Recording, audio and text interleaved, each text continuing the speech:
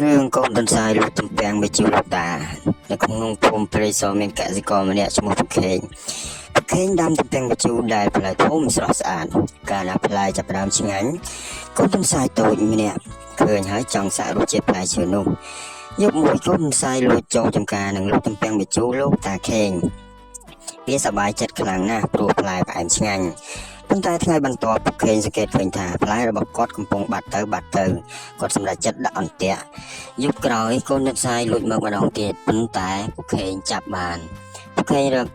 ឃើញកូនទន្សាយហើយសួរកូនទន្សាយថាហេមែនទេអ្នកឯងលួចផ្លែឈើរបស់ខ្ញុំកូនទន្សាយស្រឡាំងកាំងហើយសូមទោសពីលោកតាខេងវាសន្យាថានឹងជួយប្រខេងថែរក្សាចំការនិងជួយបំបត្តិសត្វល្អិតដែលបំផ្លាញដើមឈើគាត់ប្រខេងអាណិតកូនទន្សាយហើយឲ្យវារស់នៅក្នុងចំការប៉ុន្តែជៀសវាងការលួចរបស់គាត់ម្ដងទៀតចាប់ពីថ្ងៃនោះមកកូនទន្សាយគ្មានលួចទំពាំងវិជូទៀតទេហើយវាក្លាយជាអ្នកការពារចំការដល់